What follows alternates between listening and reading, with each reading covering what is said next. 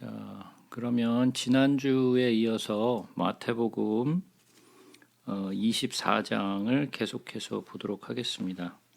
지난주에 제가 말씀드렸던 마지막 때에 있을 징조들에 대해서 제가 좀 말씀을 드리다가 다 마치지 못하고 끝냈는데 그 첫 번째, 두 번째, 세 번째 이런 식으로 해서 이 나타나는 여러 가지 그 징조들이 있다라고 제가 말씀을 드렸고요. 그리고 여러 가지 마태복음과 마가복음, 누가복음 그리고 요한계시록을 제가 비교해 드리면서 어떠한 일들이 징조로 나타나는지 그것이 또 이렇게 순서적으로 이렇게 나타난다라고 제가 말씀을 드렸고요. 또 마지막 때에는 거짓 선지자들이 많이 일어나 미혹하겠다라고 제가 말씀을 드렸어요. 그래서 우리가 미혹되지 않기 위해서는 진리를 똑바로 알아야 되고 또 그 진리가 내 안에 있지 않으면 누구나 쉽게 미혹될 수 있다라고 제가 말씀을 드렸죠. 그죠? 그리고 또 우리는 끝까지 견뎌내는 자가 돼야 되고 그리고 또 천국 복음이 세상 끝까지 전파돼야 그제야 끝이 오겠다라는 것까지 제가 설명을 드리고 마쳤어요. 그러면 오늘은 15절부터 해서 조금 더 하나하나 좀 살펴보도록 하겠습니다.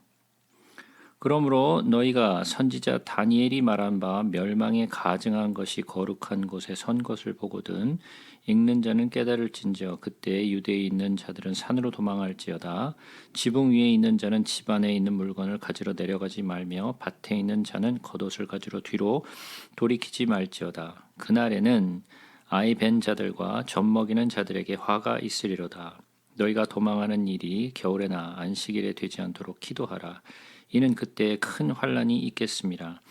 창세로부터 지금까지 이런 환란이 없었고 후에도 없으리라. 그날을 감하지 아니하면 모든 육체가 구원을 얻지 못할 것이나 그러나 택하신 자들을 위하여 그 날들을 감하시리라. 그때 사람이 너에게 말하되 보라 그리스도가 여기 있다 혹은 저기 있다 해도 믿지 말라. 거짓 그리스도들과 거짓 선지자들이 일어나 큰 표적과 기사를 보여 할 수만 있으면 택하신 자들도 미혹하리라. 보라 내가 너에게 미리 말하였노라. 그러면 사람들이 너에게 말하되 보라 그리스도가 광야에 있다 해도 나가지 말고 보라 골방에 있다 해도 믿지 말라. 번개가 동편에서 나서 서편까지 번쩍임 같이 인자의 임함도 그러하리라. 죽음이 있는 곳에는 독수리들이 모일 것이니라. 자 마지막 때 있을 큰 환란에 관한 이야기인데요. 여기서 이제 시작하는 것이 선지자 다니엘이 말한 바 멸망에 가증한 것이 거룩한 곳에 선 것을 보거든. 그래서 제가 지난주에 이것과 누가복음을 비교해서 좀 말씀을 드렸었죠. 멸망에 가증한 것이 선 곳, 거룩한 곳에 선 것을 보거든 그랬어요. 근데 멸망에 가증한 것이 서지 못할 곳에 서거든 뭐 이런 이야기도 있었고요. 같은 이야기이기도 한데 그러면 이 이야기가 다니엘서의 선지자의 이야기와 어떻게 연관되는지 다니엘서를 한번 보면서 같이 한번 엮어서 보도록 하죠. 그럼 다니엘서로 한번 가서 보겠습니다.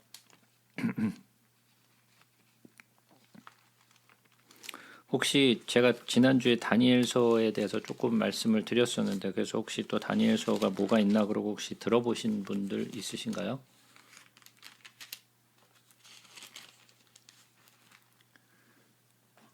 네? 있으신가요? 없으신가요? 네, 미리 준비하는 분들은 거의 없는 것 같네요.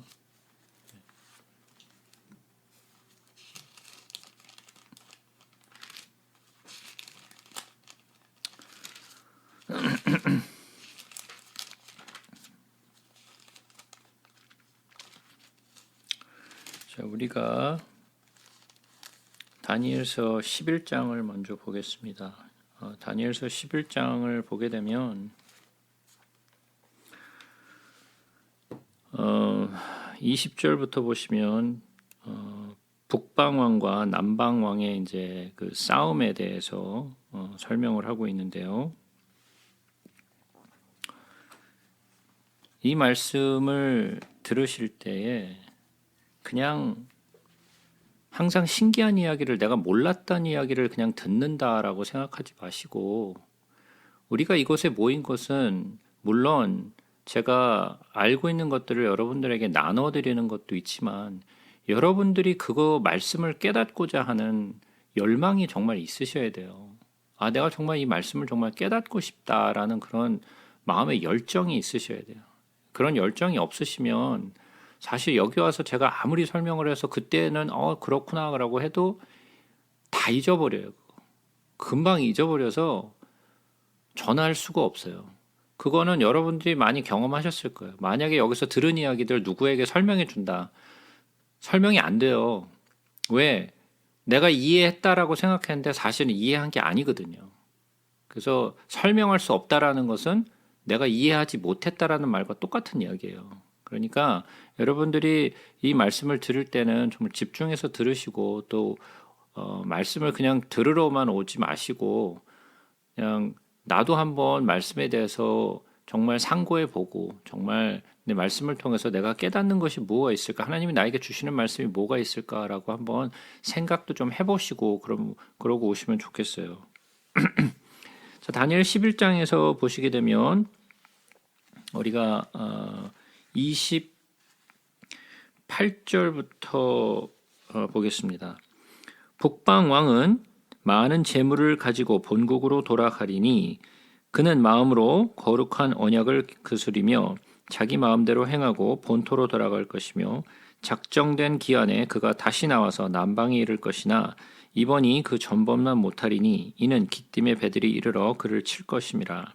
그가 낙심하고 돌아가면서 맺은 거룩한 언약에 분노하였고 자기 땅에 돌아가서는 맺은 거룩한 언약을 배반하는 자들을 살필 것이며 군대는 그 편에 서서 성소 곧 견고한 것을 더럽히며 매일 드리는 제사를 폐하며 멸망하게 하는 가증한 것을 세울 것이며 그가 또 언약을 배반하고 악행하는 자를 속임수로 타락할 것이나 오직 자기의 하나님을 아는 백성은 강하여 용맹을 떨치리라 그랬어요.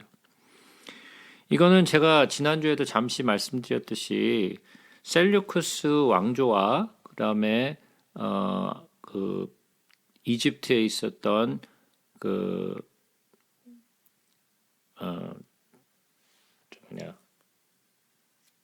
갑자기 이름이 생각이 안 나네. 프톨레미 왕조와의 그 싸움에 관한 이야기라고 말씀드렸죠. 그래서 이 북방 왕은 안티오코스 4세였죠. 그리고 그 이집트에서는 그 프톨레미 6세의 어떤 그 전쟁을 이야기한 건데 결국은 오랜 시간 동안 그 셀류커스 왕조와 그리고 또 프톨레미 왕조의 오랜 시간의 싸움 동안에 두 나라가 아주 그 국력을 많이 허비하게 되죠. 전쟁 때문에. 그러는 사이에 로마가 이제 힘을 키우기 시작해서 나중에는 이 두 나라가 로마 앞에 이제 무릎을 꿇게 되죠. 근데 그때 그 안티오코스 4세가 이집트의 그 프톨레미 왕조를 치러 내려갔을 때 그때에 로마의 군대가 거기를 진치고 있었고 로마가 돌아가라고 해서 어쩔 수 없이 거기까지 내려갔다가 그냥 올라오는 그 길에 그 분풀이를 갖다가 이스라엘 땅에 가서 그 분풀이를 하게 되죠. 그래서 그 분풀이를 하면서 그 예루살렘에 있었던 성전에다가 막 돼지피를 갖다가 쏟아붓고 거기에다가 그 성전에 그 제우스 신상을 막 세우는 그런 가증한 일들을 한 역사에 대해서 제가 다니엘서를 나눌 때에도 그리고 또 우리가 그 신구약 중간사를 다룰 때에도 제가 그것에 대해서 자세하게 설명드렸어요. 그래서 있었던 역사 가운데 있었던 일이기도 하고 또 그것은 앞으로 올 일에 대한 하나의 표상이기도 하죠. 그래서 마지막 때 그 다니엘 선지자가 말한 멸망에 가증한 것이 거룩한 곳에 선 것을 보거든라고 얘기했을 때는 우리는 한 가지를 알 수 있죠. 그 예루살렘 성에 다시 한번 멸망에 가증한 것이 쓰게 된다라는 것을 우리는 알 수 있어요. 그때에 우리가 몇 가지를 좀 보도록 하죠. 제가 마지막 때는 그 어떠한 징조들이 일어나겠다라고 얘기를 하면서 그 마지막 때가 그 어떠한 기간을 이제 거쳐가게 되는데 그 기간에 어떠한 일들이 있는지 제가 설명을 드린 적이 있었는데 우리가 다니엘서를 지금 보고 있으니까 우리 다니엘서를 좀 다시 한번 좀 보도록 하죠. 다니엘서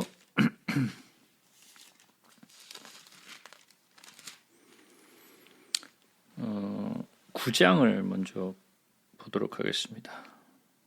다니엘서 9장. 다니엘서 9장에는 어떠한 내용이 있느냐면 우리가 20절부터 이렇게 좀 살펴볼 텐데요. 다니엘서 9장 20절부터 보시게 되면 가브리엘 천사가 다니엘에게 주는 어떤 그 메시지가 있죠. 그래서 그 이제 메시지를 다니엘이 듣는 그 이야기가 다니엘서 9장 20절부터 기록이 되어 있는데요.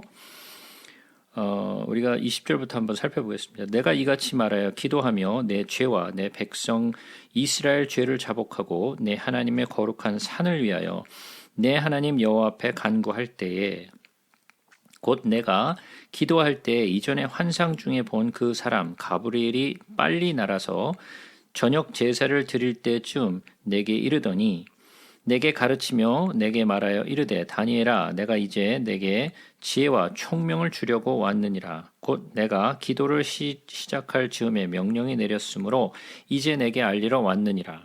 너는 크게 은총을 입은 자라. 그런즉 너는 이 일을 생각하고 그 환상을 깨달을지니라.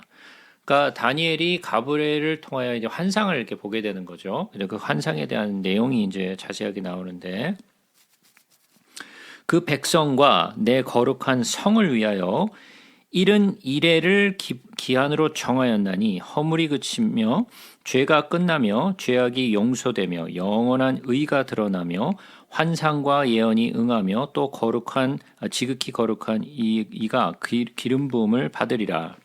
그러므로 너는 깨달아 알지니라.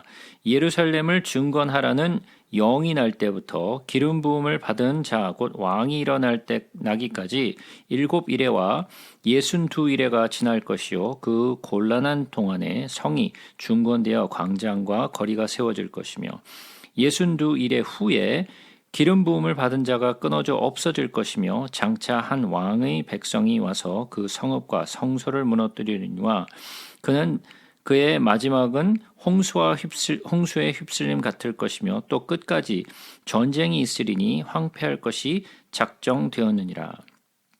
그가 장차 많은 사람들과 더불어 한 이레 동안 언약을 굳게 맺고 그가 한 이레의 절반의 제사와 예물을 금지할 것이며 또 포악하여 가증한 것이 날개를 의지하여 설 것이며 또 이제 정한 종말까지 진노가 황폐하게 하는 자에게 쏟아지리라 하였느니라 하니라. 자, 여러분들한테 한 두 가지를 여쭤볼게요. 첫 번째는 여러분들은 마지막 때 있을 일에 대해서 궁금하신가요?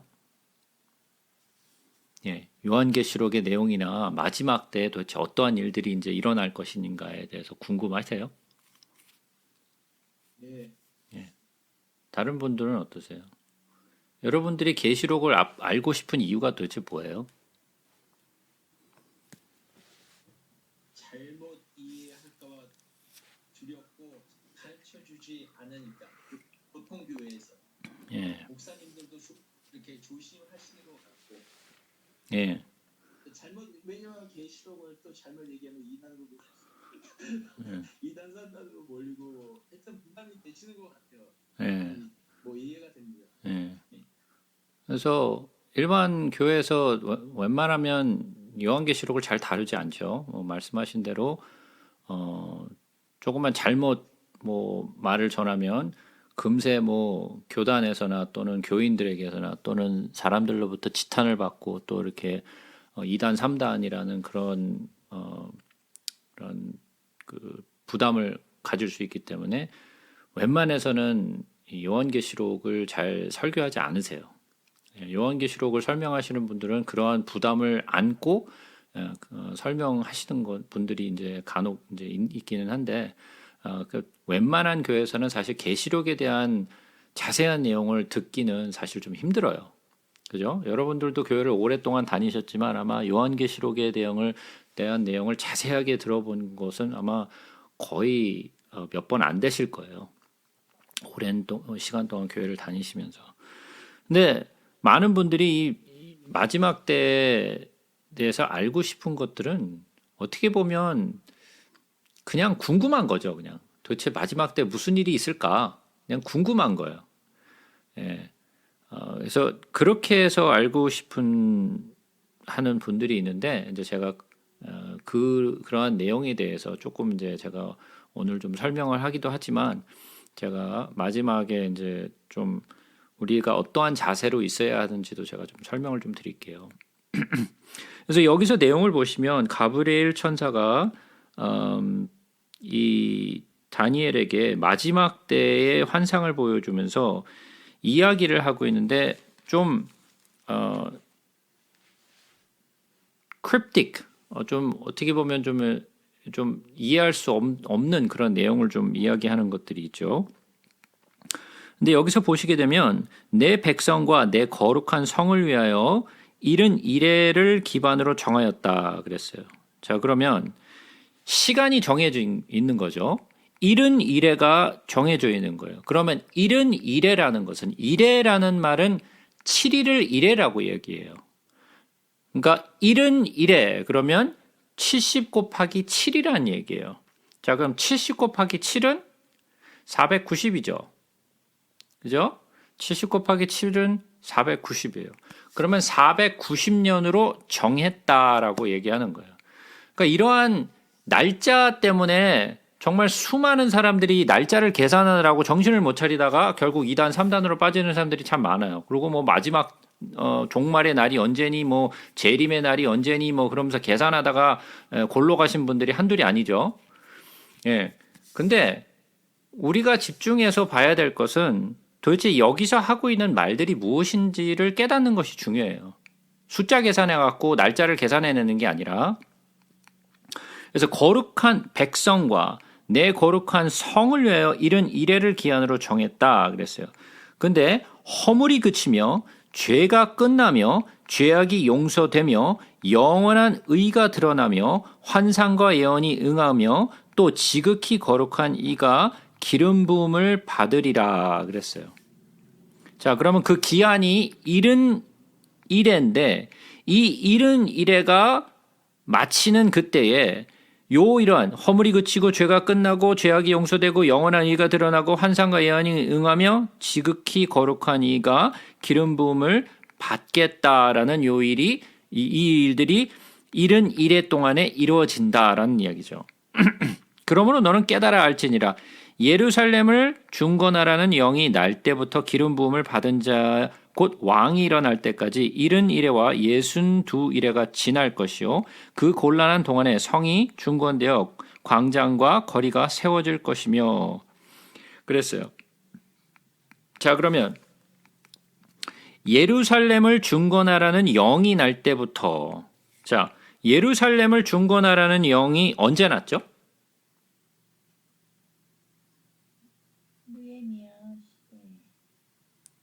느헤미야 시대요?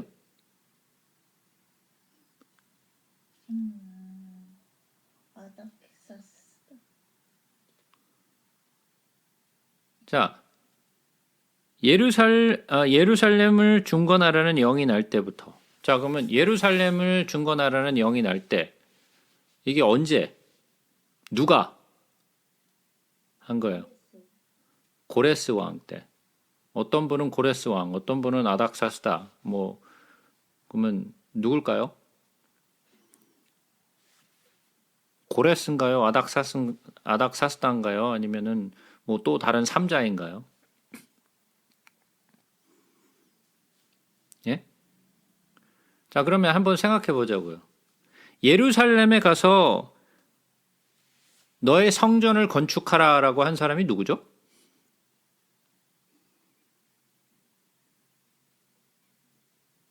예? 예루살렘에 돌아가서 성전을 건축하라고 한 사람이 누구예요?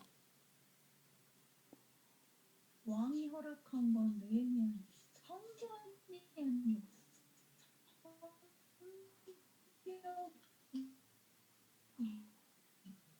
아니고 느헤미야. 자, 성전을 건축하라고 명령한 사람은 고레스였죠. 고레스 왕이 성전을 건축하라고 바벨론을 무너뜨리고 바벨론이 다스리고 있던 그리고 바벨론이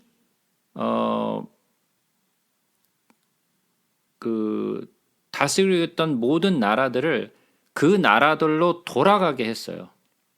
그러면서 고레스 왕이 예루살렘 성에 가서 예루살렘으로 돌아가서 너희가 살던 예루살렘 성으로 돌아가서 성전을 건축하라라고 명한 사람은 고레스 왕이었어요.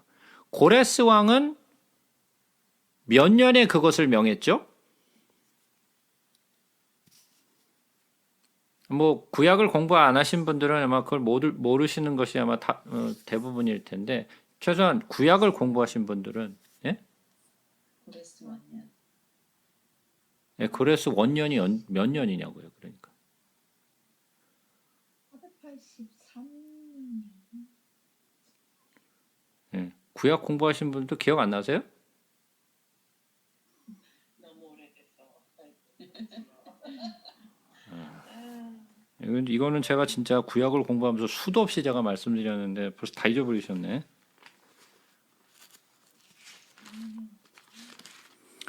자, 우리가 학개서로 잠깐 가볼까요? 학개서.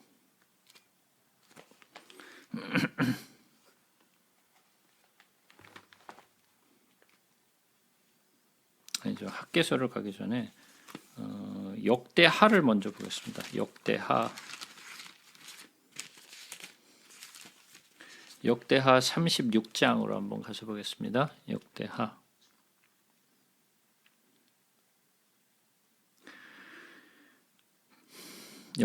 36장 22절부터 한번 봅니다. 바사의 고레스 왕 원년에 여호와께서 예레미야 입으로 하신 말씀을 이루시려고 여호와께서 바사의 고레스 왕의 마음을 감동시키며 그가 온 나라에 공포도 하고 조소도 내려 이르매 바사 왕 고레스가 이같이 말하노니 하늘의 신 여호와께서 세상 만국을 내게 주셨고 나에게 명령하여 유다 예루살렘 성전을 건축하라 하셨나니 너희 중에 그 백성된 자는 다 올라갈지어다 너희 하나님 여호와께서 함께 하시기를 원하노라 하였더라. 그래서 고레스 왕이 이제 원년에 이 명령을 이스라엘 백성들에게 해서 그 땅으로 돌아가게 하죠. 이것이 BC 538년이었어요. 예, BC 538년에 그 명령을 내렸는데 그 바로 옆에 페이지를 보시면 그 에스라서 1장을 보시면 똑같은 이야기가 1장 첫 부분에 기록되어 있어요. 그래서 역대하 마지막과 이 에스라서의 처음이 같게 똑같이 기록이 돼 있어서 이 역대 상하를 기록한 사람이 에스라 선지자일 것이다라고 말하는 사람이 많은 이유가 거기에 있는 거죠. 근데 여기서 고레스 원년은 BC 538년이었어요. 근데 538년에 그 명을 내리고 이스라엘 백성들이 예루살렘에 온 것은 몇 년이었어요? 예, 이스라엘 백성이 첫 번째 귀환을 하죠. 첫 번째 귀환을 했을 때 그때 연도가 536년. 그렇죠. BC 536년이었어요. 고레스의 명이 떨어진 것은 538년이었지만 그것을 준비하고 오는 시간도 걸리고 그러니까 여러 가지 준비하고 돌아오는 시간이 걸렸기 때문에 돌아온 시간은 BC 536년이었어요. 자, 그때서부터 이제 그 성전을 건축하기 시작하죠. 그래서 스룹바벨과 함께 왔던 많은 사람들이 성전 건축을 이제 하기 위해서 성전 터를 이제 쌓아놓고 기뻐한 이야기가 이제 기록이 되어 있는데, 그러고 나서 성전을 막 지으려고 했는데 사마리아인들과 주변에 나라에 있던 많은 백성들이 성전을 건축하는 것에 대해서 방해를 많이 놔서 성전을 건축하지 못하죠. 그죠? 그래서 성전을 건축하는데 얼마의 시간이 걸렸죠?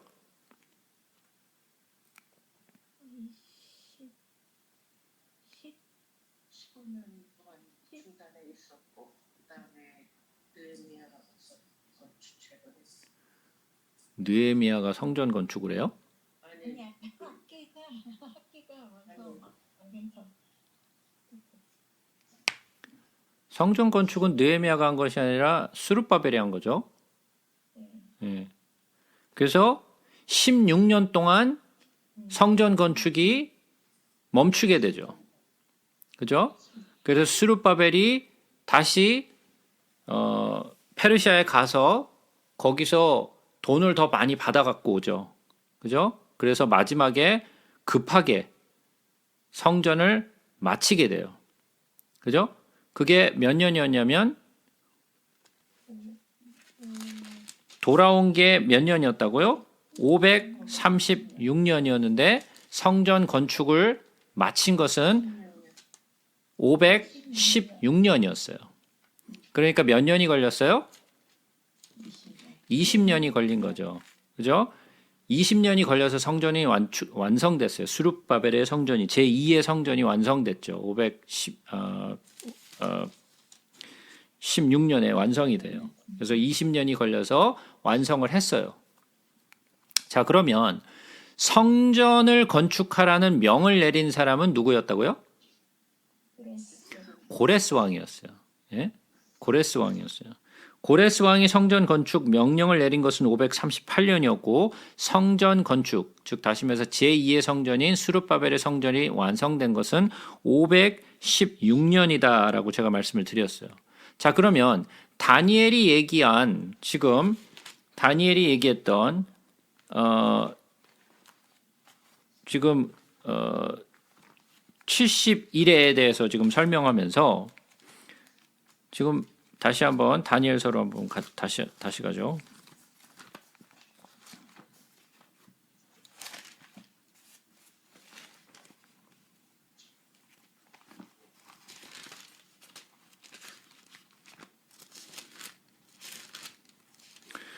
예. 여기서 뭐라 그랬냐? 24절에 보시게 되면 내 백성과 내 거룩한 성을 내어 이른 이래를 기한으로 정했다 그랬어요. 근데 예루살렘을 증건하라는 명이 날 때부터 기름 부음을 받은 자 곧 왕이 일어날 때까지, 그러니까 기름 부음을 받은 자 곧 왕이 일어나는 것은 예수죠. 그죠? 예수예요. 자, 그러면 기름 부음을 받은 자 일어날 때까지, 그러니까 7일에와 62일에가 지나간다 그랬어요. 자, 그러면 첫 번째 7일에가 먼저 지나가죠. 그 7일에는 그럼 몇 년이에요? 483년? 490년. 아니, 490년? 여러분이 말하고 싶은 걸 말하지 말고 제가 지금 질문한 거에 대해서 7일에라 그랬어요, 제가. 7일에는 49년이죠.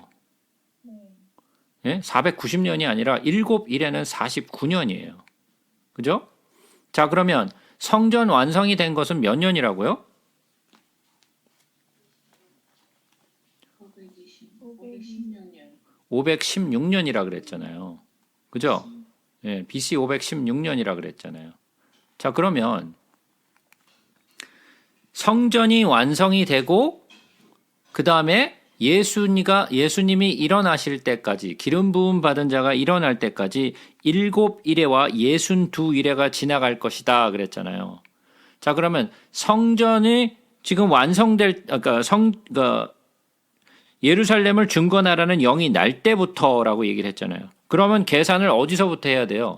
고레스부터 해야 되나요?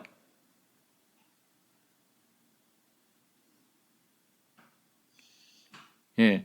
여기서는 고레스부터 하는 것이 아니에요. 왜 고레스부터 계산을 하는 것이 아니냐면 내 백성과 거룩한 성을 위하여 이런 이래를 정했는데 예루살렘을 중건하라는 영이 날 때부터라고 얘기했잖아요. 예루살렘 성전을 건축하라는 영이 날 때부터가 아니라 예루살렘을 중건하라는 영이 날 때부터라고 얘기를 했어요. 그죠? 그것은 뭐예요? 성전을 건축하라는 고레스의 명을 얘기하고 있는 것이 아니에요. 그죠? 그러면 예루살렘이 완전히 회복되는 회복하라는 영이 날 때부터라는 거예요. 그러면 그것은 언제부터냐면 아까 동숙 집사님이 말씀하셨던 아닥사스다 왕이 7년째 되었을 때 이야기예요. 그것이 언제냐면 우리가 에스라서로 한번 잠깐 가서 보죠.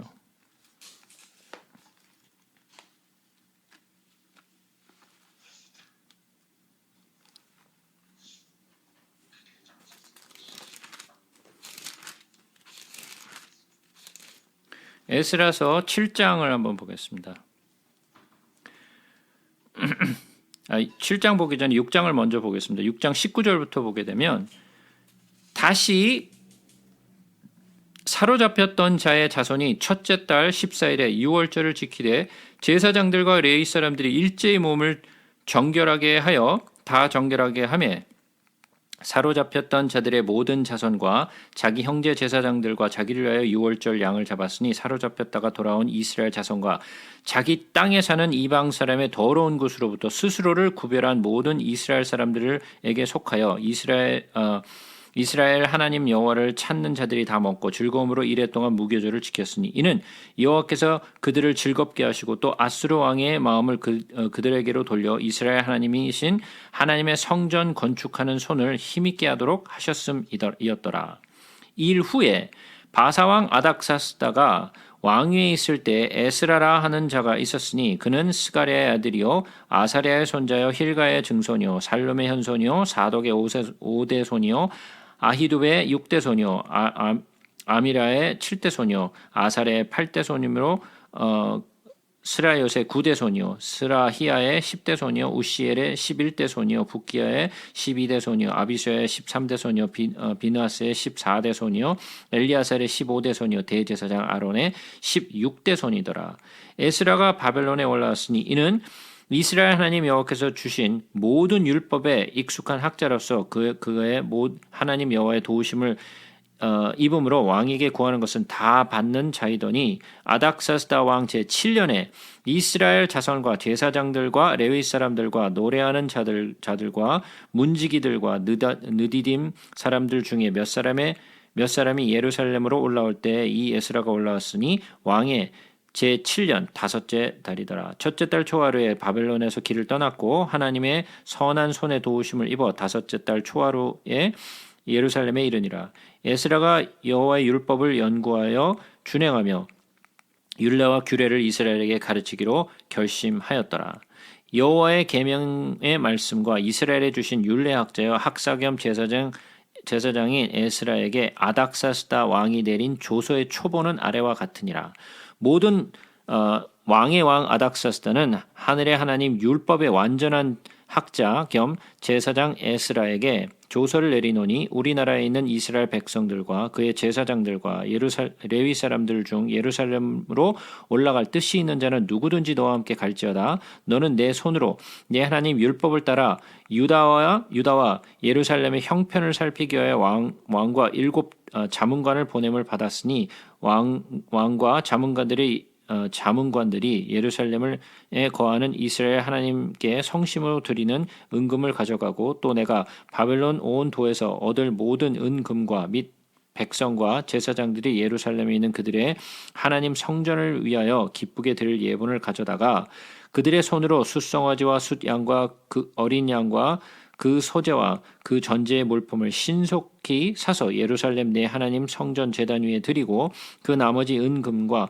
너와 너의 형제가 좋게 여기는 일에 너의 하나님 뜻을 따라 쓸지며 내 하나님 성전에서 섬기는 일을 위하여 내게 준 그릇을 예루살렘 하나님 앞에 드리고 그 외에도 내 하나님 성전에 쓸 것이 있어 내게 드리고자 하거든 무엇이든지 궁중 창고에서 내다가 드릴지니라.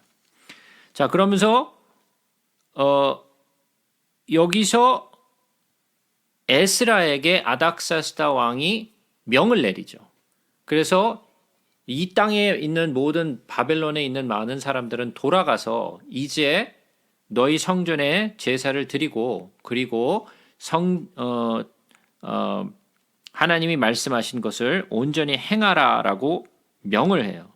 그래서 이때가 언제냐면 에스라가 돌아올 때는 2차 귀환이었어요. 1차 귀환은 아까 몇 년이었다고 제가 말씀드렸죠? 예, 1차 귀환은 536년에 있었다라고 제가 말씀드렸죠. 근데 2차 귀환이 있는데 이것이 바로 에스라가 왔을 때가 2차 귀환이에요. 그것이 몇 년이었냐면 457년이었어요. BC 457년에 에스라와 함께 이스라엘 백성들이 2차 귀환을 해왔는데 2차 귀환을 할 때에 아닥사스다 왕이 에스라와 이스라엘 백성들에게 명을 내렸어요.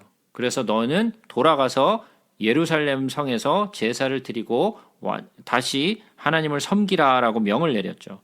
그래서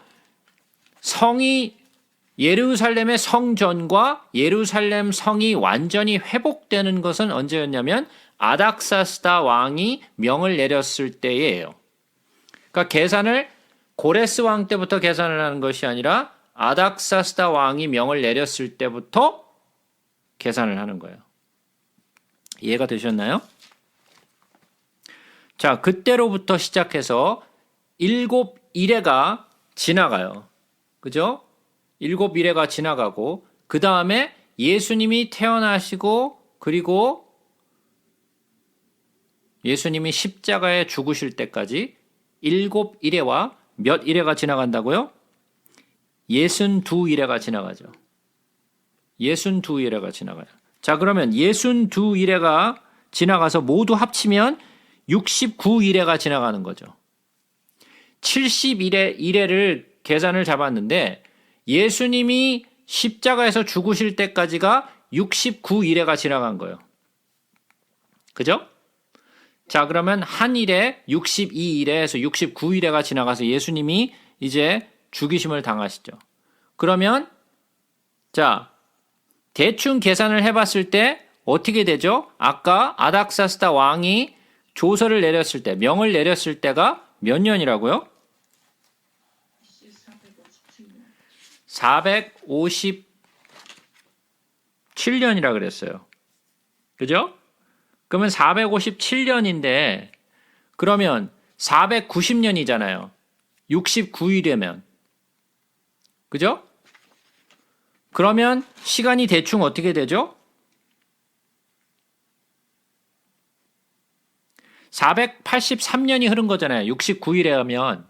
그죠? 77에 49에다가 그 다음에 62일이니까 이 69일이면 434년인가요? 예, 434년이니까 토탈 합쳐서 483년이 흐른 거잖아요. 69일에가 지나면. 자, 그러면 457년에서 483년을 빼면 어떻게 되죠?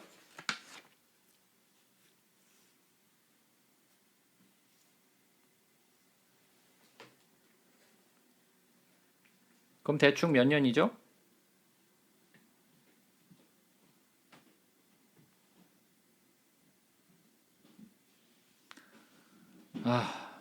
뭐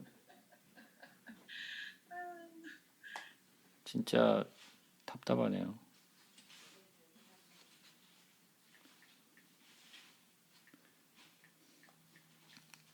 그러면 대충 몇 년이냐면 AD 26. AD 26년에서 27년 사이가 나오죠. 그죠? 그러면 예수님이 돌아가실 때쯤이 그때죠. 예수님이 활동하신 게 몇 년이시죠? 사역의 시간이 어떻게 돼요? 3년이요. 한 3년 반쯤 하셨죠. 그죠? 예수님이 사역을 시작하셨을 때가 몇 세였어요? 30살. 30세. 자, 그러면 27년이면 대충 몇 년 될까요? 예수님이 뭐 하실 때일까요? 공생이 시작하셨어요. 공생애를 시작하실 때죠. 하셨을 때. 자, 요걸 계산하셔야 돼요. 제가 신구약 중간사를 하면서 BC와 AD를 나눠지는 시간이 어떻게 되는지 제가 설명을 드렸어요. 근데 AD가 시작되는 원년이 그게 예수님이 태어난 원래 AD가 예수님이 태어난 때를 기준으로 해서 before Christ와 그 다음에 AD 아노 다미닉이라 가지고 예수님이 태어난 이후를 계산하는 거라 그랬잖아요. 근데 그 계산이 정확하지 않다라고 제가 말씀드렸죠. 예? 그래서 헤롯 왕이 죽었을 때가 몇 년이라 그랬어요? AD 2.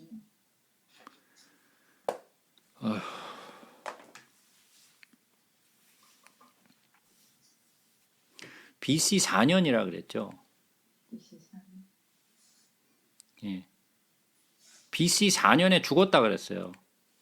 헤롯 왕이. 그렇다면 무슨 말이에요?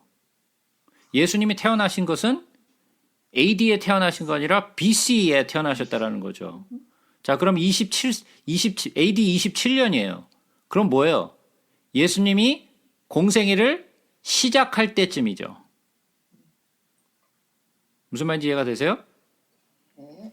그래서 그게 지금 7일에와 62일에가 지나가서 예수님이 이제 일어날 때까지.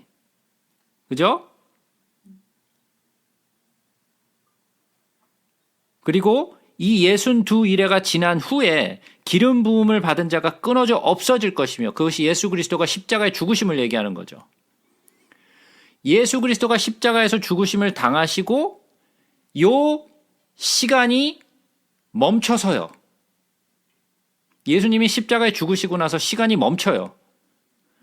그러고 나서 이제 한 일회가 남아 있어요. 근데 그 일회는 지금까지 흘러오는 시간, 예수님이 십자가에 죽으시고 지금까지 흘러온 시간을 카운트하는 것이 아니라 하나님의 시간, 그 시계가 멈춰 섰어요. 69일회가 지나고 멈춰 섰어요. 그러고 나머지 한 일회가 남아 있는데 그 한 일회가 앞으로 미래에 있을 7년이에요. 이제 남아있는 그 7년이 다시 그 시계가 움직이기 시작하는 그때가 이제 언젠가 오는데 그 시간은 아직 오지 않았어요. 근데 그 시계가 다시 움직이기 시작할 때가 와요. 한 일회가 남은 거예요. 자, 그러면 여기서 제가 하나 여쭤볼게요. 여러분들 교회 생활을 많이 하시면서 뭐 요한계시록에 대해서 뭐 이것저것 주워 들으시는 것들이 많이 있잖아요. 그죠? 거기서 이런 말씀 많이 들어보셨을 거예요. 7년 환란에 대한 이야기 말씀 많이 들어보셨죠? 7년 환란에 대해서 이야기 들어보신 분? 한 분밖에 없어요? 저요. 아니 근데 손을 좀 들어보라는데 손도 안 들어요 도대체.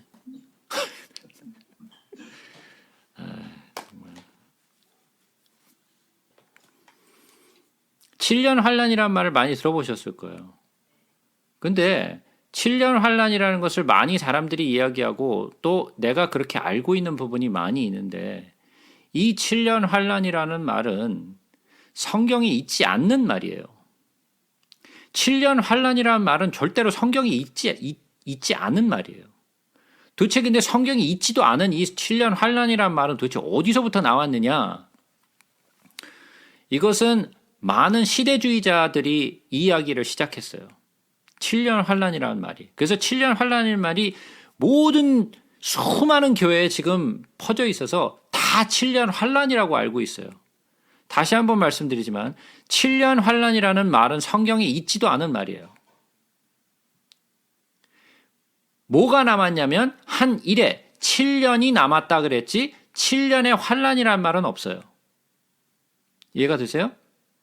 네. 이걸 잘 기억해 두세요. 자, 그러고 다시 한번 다니엘서로 돌아오자고요. 26절부터 다시 봅니다.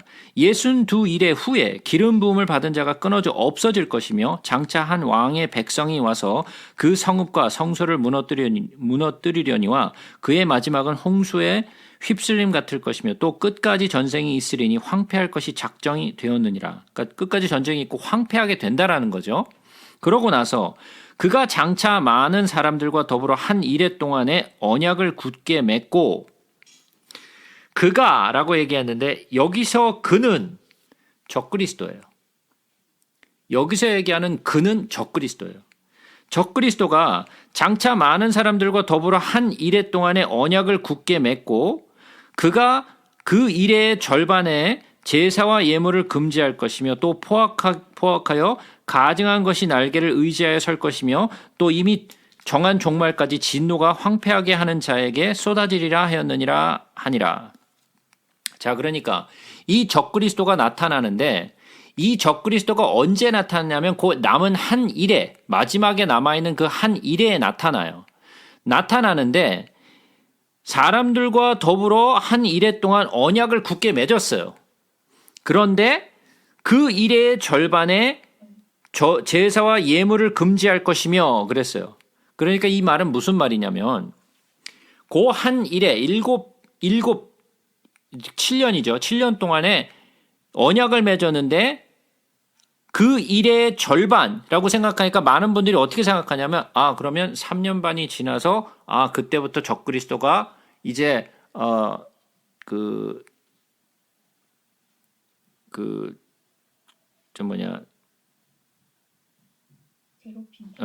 환란을 주는구나라고 많은 분들이 생각하는데 이것은 어떻게 되냐면 7년 기간이 있는데 3년 반 동안은 그가 정체를 드러내지 않아요.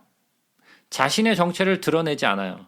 그래서 사람들의 눈에 보이기에는 굉장히 그가 선하고 그가 세계를 연합시키고 경제를 부활시키고 많은 일들을 사람들이 보기에 굉장히 좋은 일들을 많이 할 거예요. 자, 보세요. 적그리스도다라고 얘기할 때 거짓 선지자다라고 얘기할 때 이게 무엇을 표현하고 있나요? 거짓 선지자, 거짓 그리스도라고 얘기할 때 이게 무슨 표현의 의미를 갖고 있나요?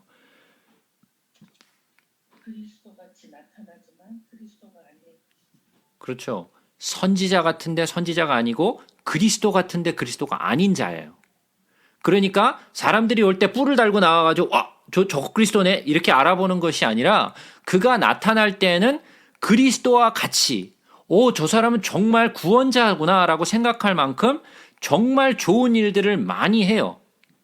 그래서 사람들로 하여금 모든 어텐션을 그에게 이끌게 만들어요. 그러고 그가 정체를 드러내는 게 언제냐면 3년 반 이후에 3년 반이 시간이 지났을 때 그 언약을 파기하고 3년 전에 언약을 했었죠. 몇 년 동안 언약을 맺었다고요? 7년 동안 언약을 맺었는데 3년 반 그 중간쯤 되었을 때 그가 언약을 파기하고 자기의 정체를 드디어 나타내요. 그러고 그때서부터 어떤 일이 일어나냐면 나머지 3년, 후반의 3년 반에는 뭐가 일어나요? 지금 여기서 얘기했던 제사와 예물을 금지할 것이며 또 포악하여 가증한 것이 날개를 의지하여 설 것이며 또 이제 이미 정한 종말까지 진노가 황폐하게 하는 자에게 쏟아지리라 했던 것처럼 환란의 시간이 3년 반 이후에 일어나는 거예요. 이해가 되셨나요?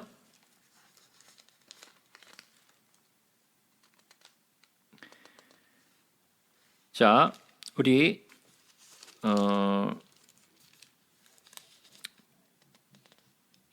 9장 첫 부분을 좀 보겠습니다. 9장 다니엘서 9장 1절부터 보겠습니다. 메대 족속 아하수에로의 아들 다리오가 갈대아 나라 왕으로 세움을 받던 첫 해 곧 그 통치 원년에 나 다니엘이 책을 통하여 여호와께 말씀으로 선지자 예레미야에게 알려주신 그 연수를 깨달았나니 곧 예루살렘의 황폐함이 70년 만에 그치리라 하신 것이니라. 이것은 다니엘이 그 예루살렘에 회복되는 것, 다시 예루살렘으로 돌아오는 것에 대해서 얘기한 것이었죠. 그죠? 자, 8장으로 가겠습니다. 아니, 8장으로 가기 전에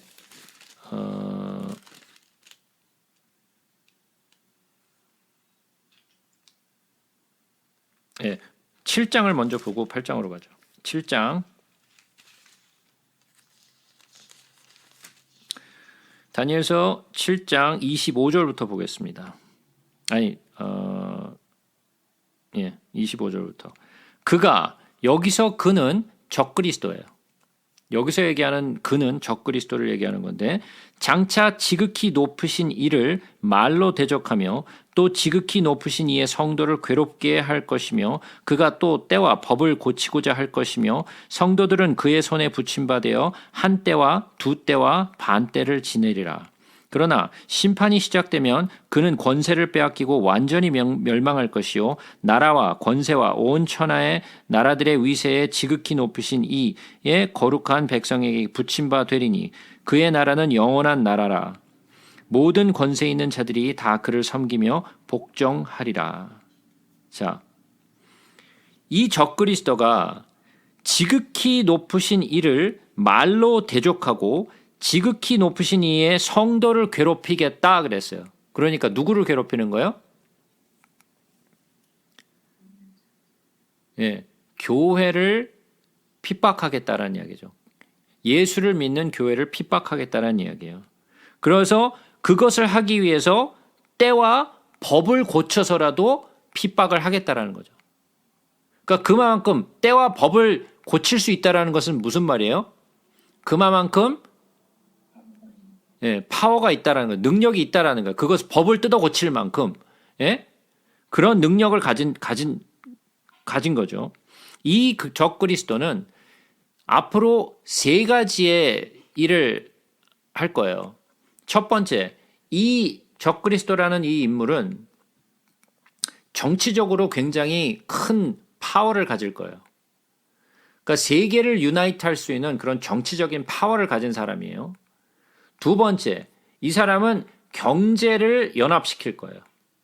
경제적인 파워, 그러니까 정치, 경제를 넘나들며 이것을 완전히 자기의 권력 안에 완전히 끌어들여요.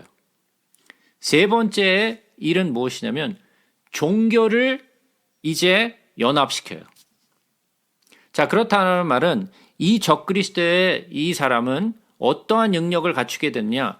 정치적, 경제적, 종교적 파워를 가지게 돼요. 자, 보세요.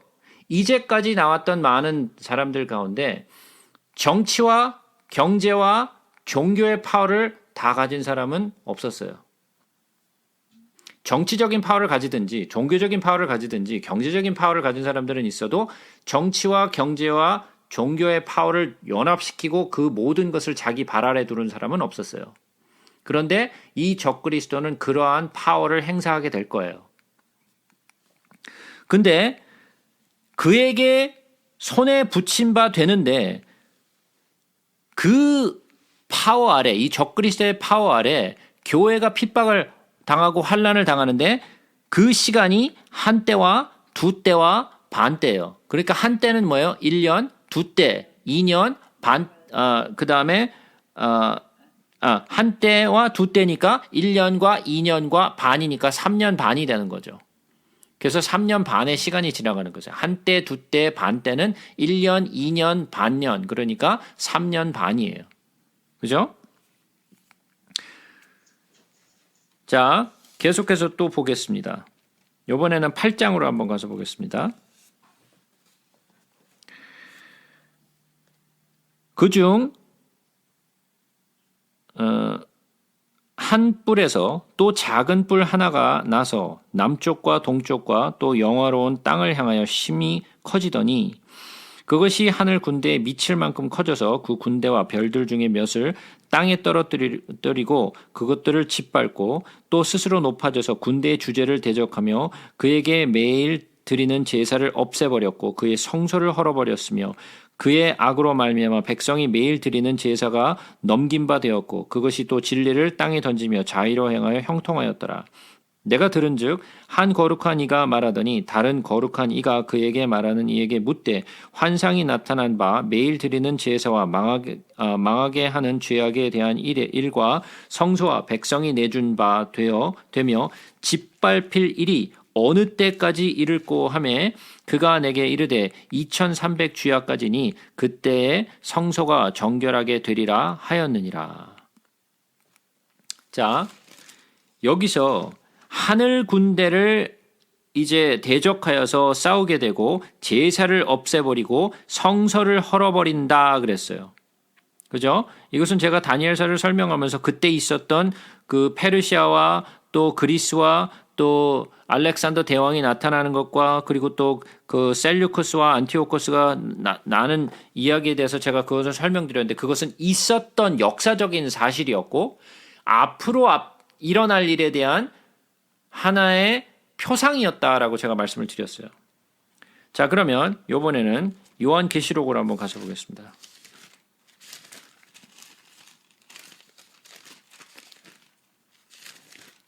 요한계시록 11장.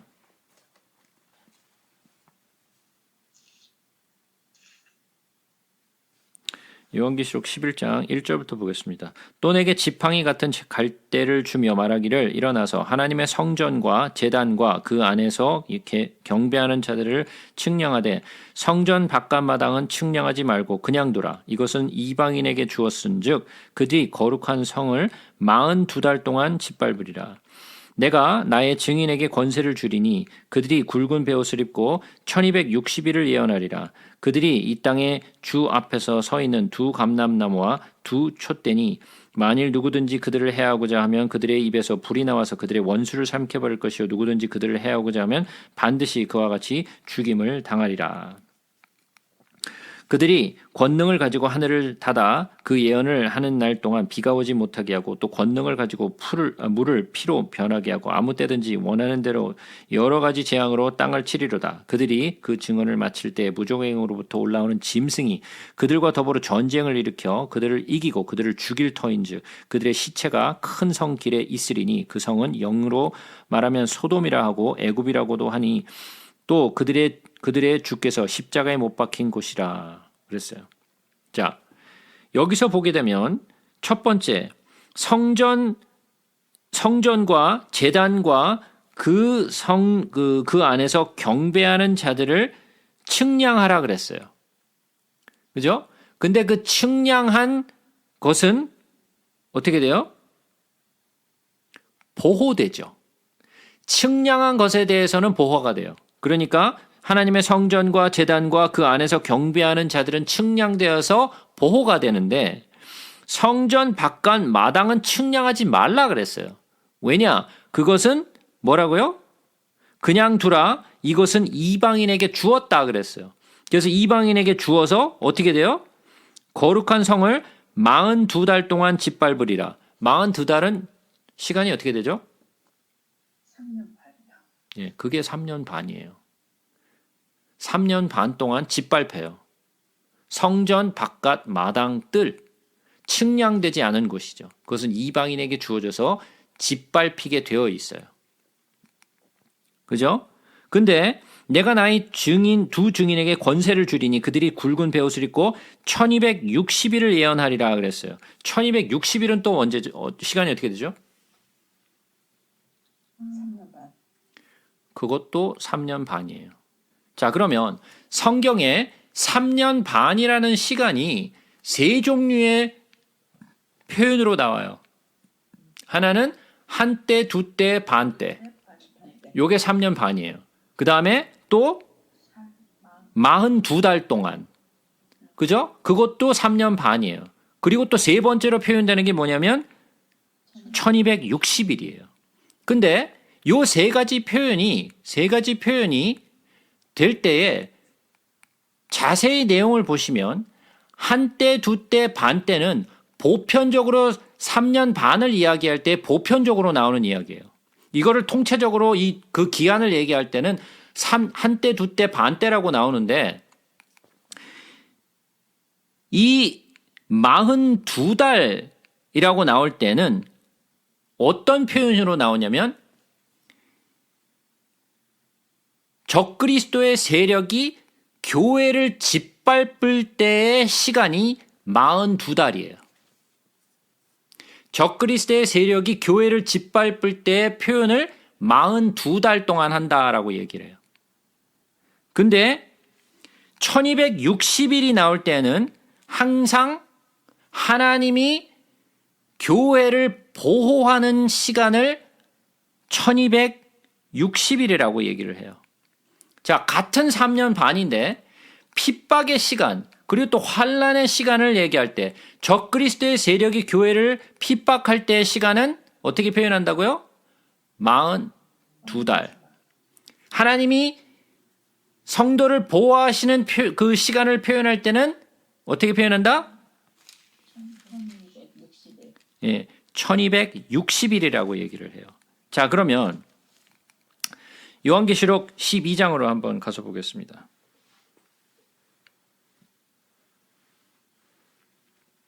요한계시록 12장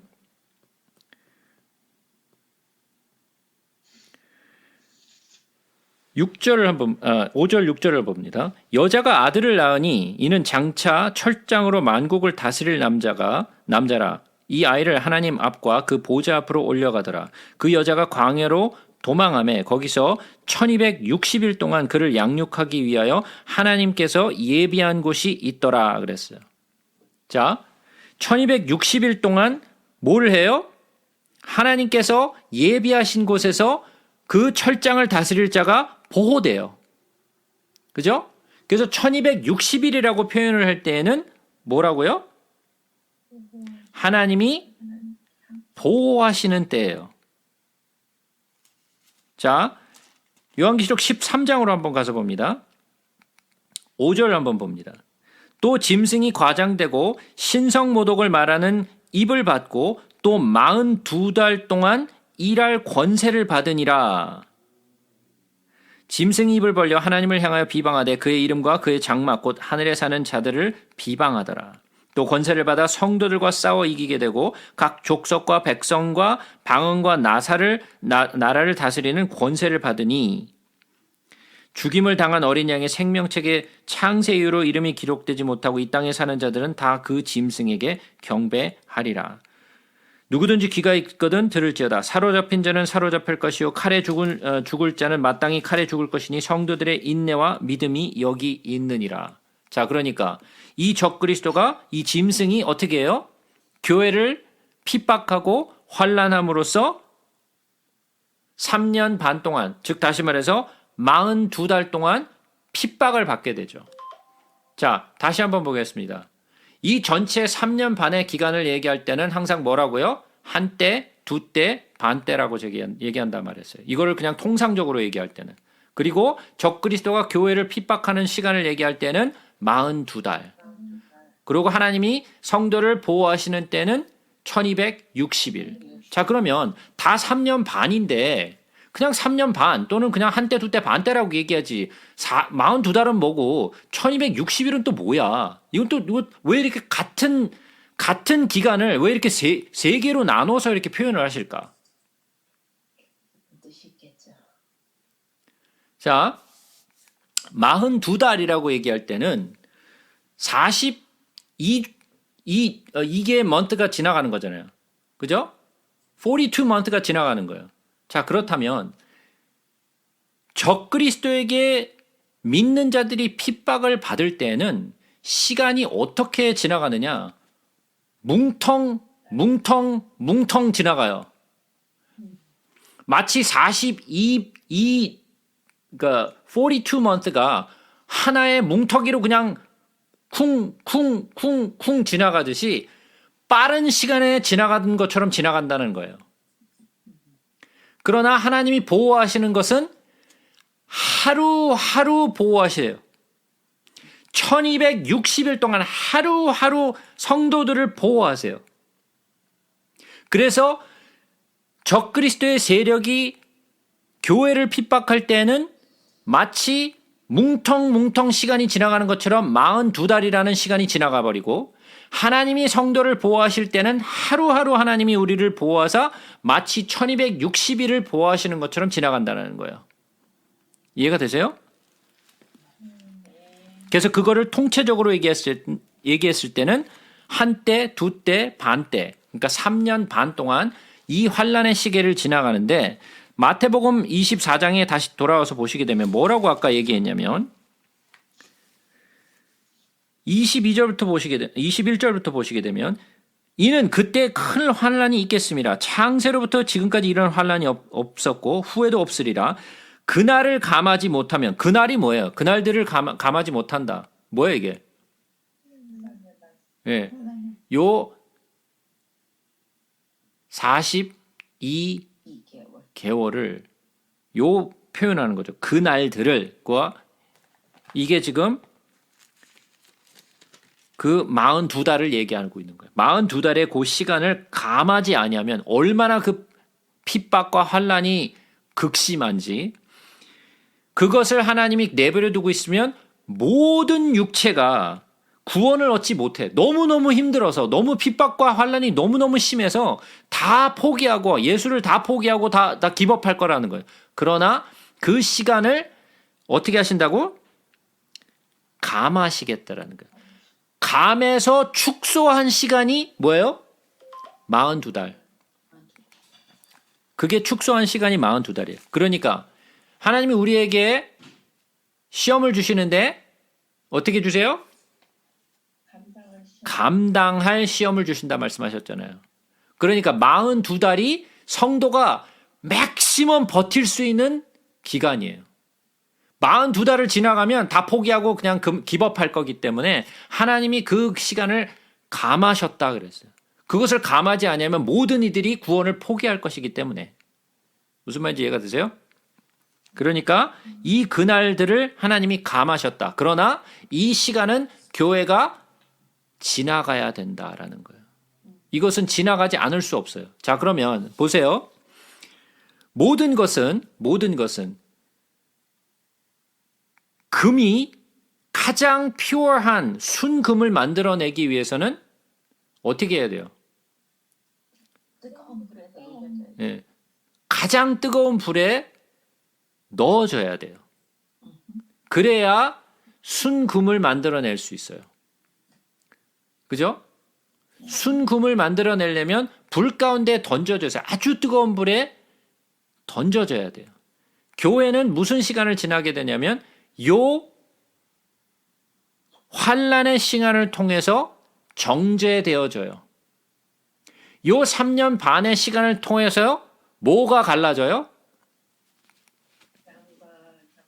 양과 염소가 갈려지게 되고 알곡과 쭉정이가 갈라져요. 요 시간을 통하여, 정죄되는 시간을 통하여 지금은 다 똑같이 예수 다 믿죠. 다 뭐 예수를 위해서 죽을 수 있어요. 뭐 고백하고 있지만 요 시간을 통할 때 다 그 정체가 다 드러나요. 그래서 예수를 버릴 자들이 수도 없이 많이 나타날 거예요. 지금은 뭐 성경을 들고 돌아다니면서 뭐 예수를 뭐 사랑해요. 뭐 그러고서 노래하고 돌아다니고 그러고 있다가 그 순간의 시간이 오면 제일 먼저 도망가는 사람들이 수도 없이 많이 나타날 거라는 거예요. 자, 그러면 우리가 내용을 좀 더 보겠습니다. 요한계시록. 자, 그러면 아까 우리가 요한계시록 11장에 두 증인이 나오잖아요. 그죠? 두 증인이 나와요. 그러면 두 명의 아주 그 신실한 믿음을 가진 두 사람의 목사님이 나와서 이 적그리스도의 세력과 싸우시는가 보다. 그 도대체 이름이 뭐냐? 어디 출신이시냐? 에? 그렇게 하고 자꾸만 사람들이 생각하는 사람들이 있는데 이 두 증인은 사람이 아니에요. 예? 두 증인은 사람이 아니에요. 둘이라는 숫자는 뭐예요? 증인의 숫자예요. 증인의 숫자예요. 누가 증인이냐면 믿는 자들이 증인이에요. 그러면 이 두 증인은 누구냐면 교회예요. 교회. 근데 그 교회의 세력이 어떻게 돼요? 무참하게 짓밟혀요. 나중에 무참하게 짓밟혀요. 그래서 어떻게 돼요? 적그리스도의 세력이 이 교회의 증인을 죽여버려요.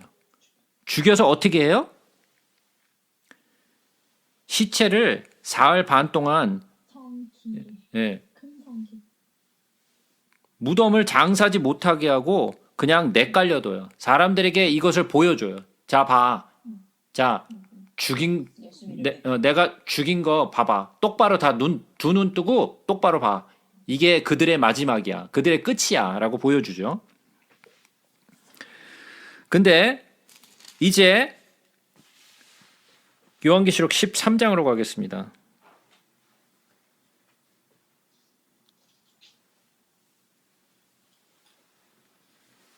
요한계시록 13장.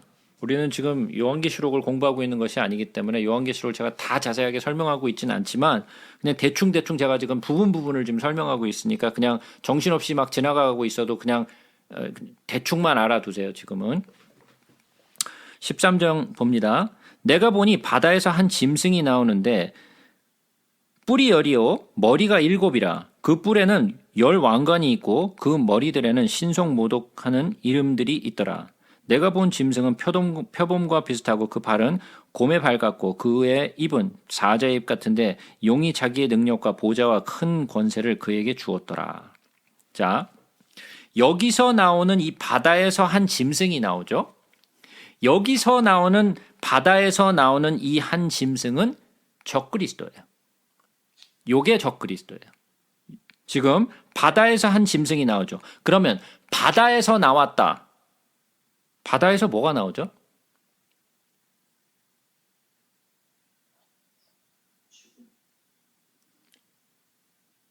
바다에서 뭐가 나요? 바다는 여기서 얘기하는 것은 세상이에요. 네 개의 바람, 예? 네 개의 바람. 바다에서 나오는 한 짐승이 있는데 뿔이 10이요, 머리가 7이라 그랬어요. 그죠? 자, 자세하게 보자고요. 뿔이 10이고 머리가 7이에요. 근데 그 뿔에는 10 왕관이 있어요. 자, 그럼 잘 보자고요. 머리는 몇이요? 7. 뿔은 몇이요? 10. 근데 10 왕관을 썼다 그랬어요. 그러니까 왕관을 어디에다 쓴 거예요? 뿔에다 쓴 거죠. 머리는 7인데 뿔은 10인데 왕관이 10개니까 어디에다가 왕관을 썼냐면 뿔에다가 왕관을 쓴 거예요. 그죠? 근데 이 짐승은 표범과 비슷하고 그 발은 곰의 발 같고 그 입은 사자의 입 같은데 용이 자기의 능력과 보좌와 큰 권세를 그에게 주었다 그랬어요. 이것은 뭐와 같으냐면 용은 뭐냐면 사탄이에요. 예, 용이 사탄이에요. 사탄이 이 적그리스도에게 무엇을 주었다? 능력과 보좌와 큰 권세를 주었다. 그러니까 뭐하고 비슷해요?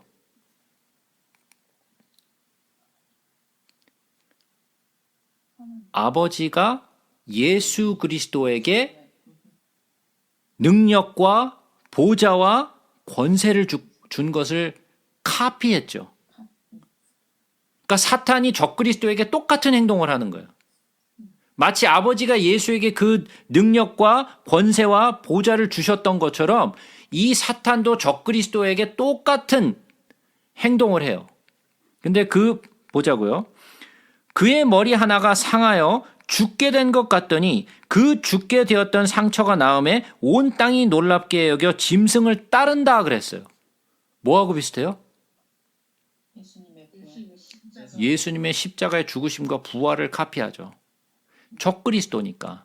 똑같은 모습을 카피해요. 근데 예수님은 죽으시고 부활하셨어요. 그러나 적그리스도는 그 능력이 없어요. 사망을 깨칠 능력이 없기 때문에 죽지는 않은데 뭐라 그래요? 죽게 된 것 같이 돼요. 거의 다 죽어갔는데 거의 다 죽은 것 같은데 그러다 살아나. 그러니까 죽지는 못해. 왜냐하면 죽으면 부활을 못하니까 그 능력은 없거든. 네? 부활을 할 수 있는 능력은 없기 때문에 거의 죽은 것 같이 카피는 하는데 죽지는 못하고 거의 끝까지 가다가 부활을 하는 것처럼 카피를 하니까 사람들이 마치 예수님이 부활한 것처럼 와 하고 놀라는 거예요. 무슨 말인지 이해가 되시죠? 자, 계속해서 보자고요.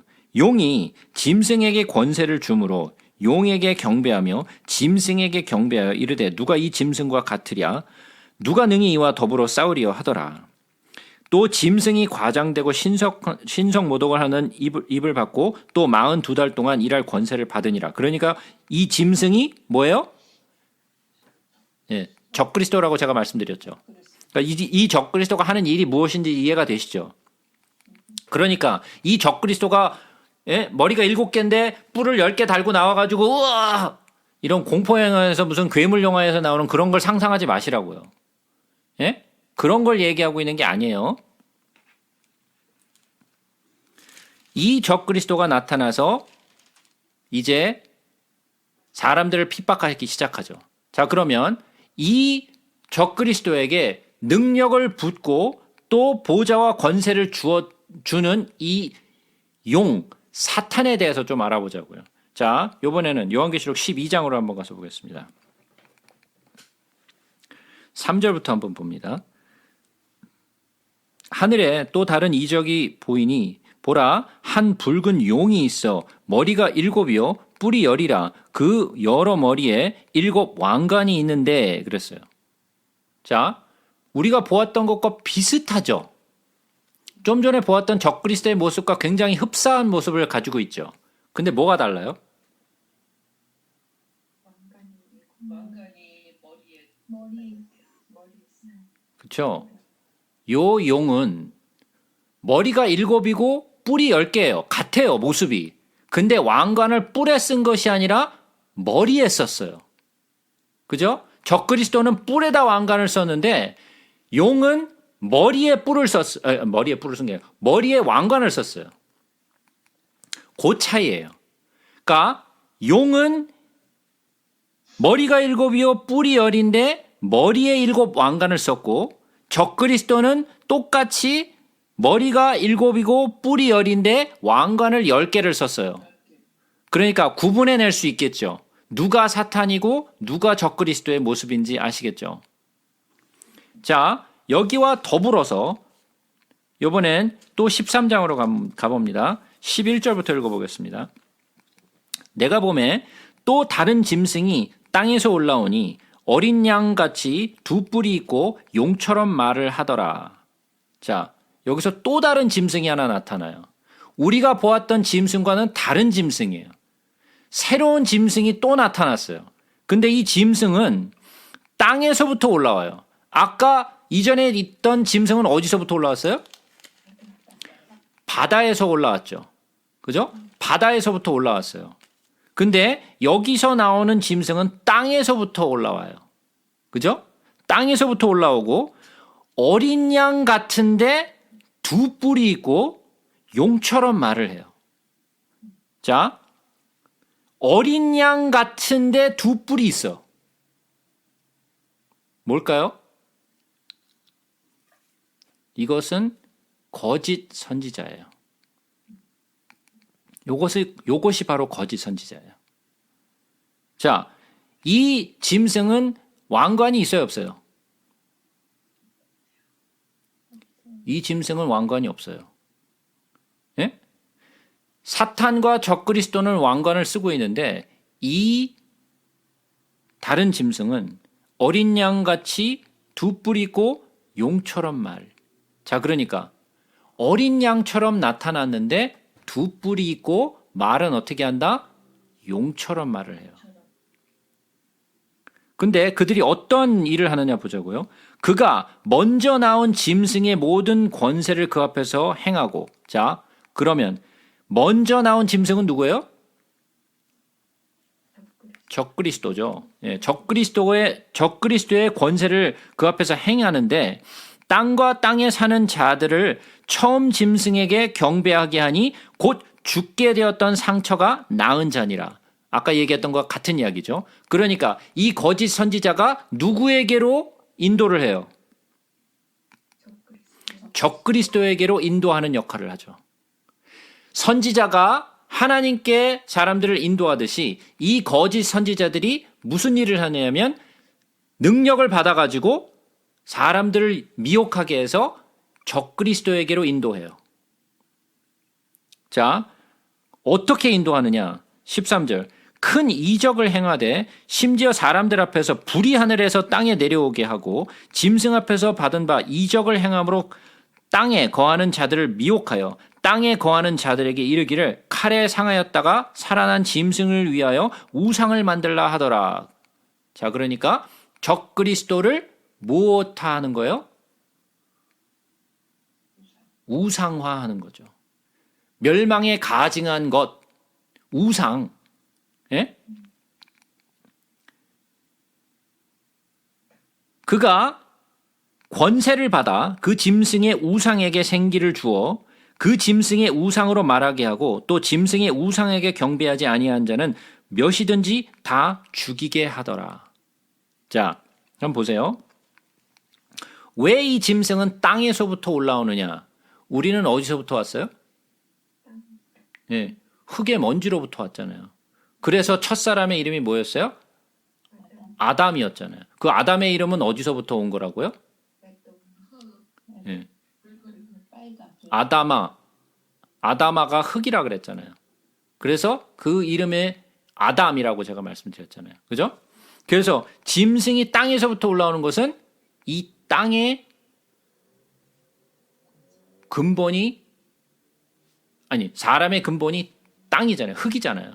그래서 이 거짓 선지자가 땅에서부터 올라와요. 그러니까 이 거짓 선지자의 역할을 하는 사람들은 누구예요? 이 땅에 거하는 사람들 가운데서부터 나오는 거죠. 그런데 이 사람들이 어떠한 능력을 받느냐면 마치 엘리야가 하늘에서 불을 끌어내었던 것처럼 그 선지자, 가장 선지자를 대표하는 엘리야가 했던 것처럼 하늘에서 불을 끌어내려요. 예? 그것뿐만이 아니라 우상에게 생기를 부어 넣어서 우상이 말을 하게 돼요. 이것은 성경이 정의하고 있는 우상의 모든 정의를 다 때려 부신 거예요. 우리가 알고 있던 우상의 정의는 어떤 거였어요? 자, 우상의 정의가 성경에 어떻게 기록되어 있는지 한번 보자고요. 시편 115편.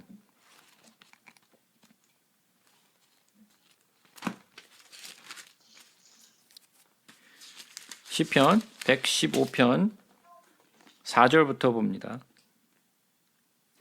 그들의 우상들은 은과 금이요 사람이 손으로 만든 것이라 입이 있어도 말하지 못하며 눈이 있어도 보지 못하며 귀가 있어도 듣지 못하며 코가 있어도 냄새 맡지 못하며 손이 있어도 만지지 못하며 발이 있어도 걷지 못하며 목구멍이 있어도 작은 소리조차 내지 못하느니라.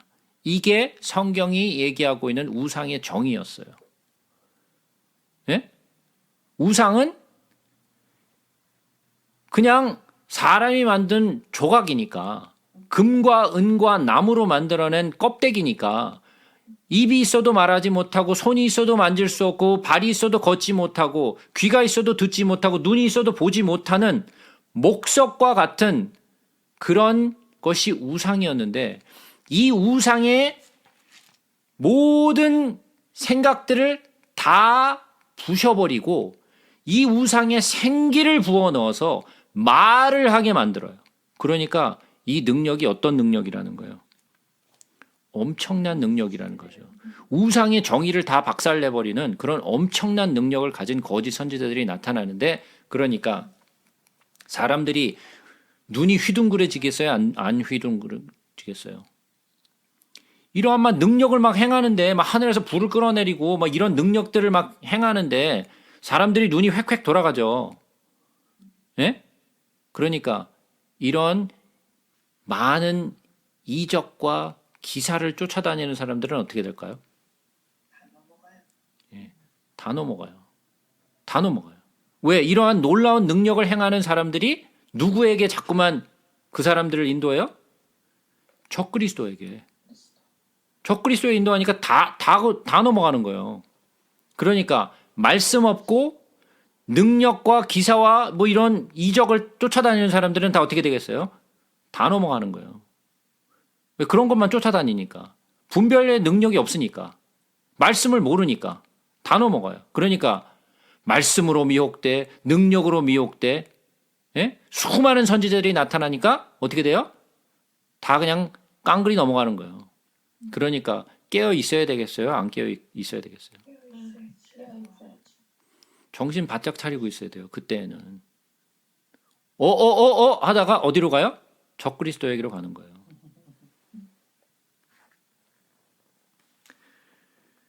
자, 이러한 무시무시한 일들이 앞으로 일어나요. 이러한 사람들이 어떻게 해요? 그가 모든 자, 곧 작은 자나 큰 자나 부자나 가난한 자나 자유인이나 종들에게 그 오른손이나 이마에 표를 받게 하고 누구든지 이 표를 가진 자 외에는 매매를 못하게 하니 이 표는 곧 짐승의 이름이나 그 이름의 수라. 지혜가 여기 있으니 총명한 자는 그 짐승의 수를 세어보라. 그것은 사람의 수니 그 수는 666이니라. 이게 진짜 이제 표를 받는 거죠. 자, 그러니까 어떤 식으로 이들이 행하냐면 마치 아버지와 예수 그리스도와 성령과 그리고 또 선지자들이 일하는 것처럼 그대로 카피를 해서 일을 해요. 자,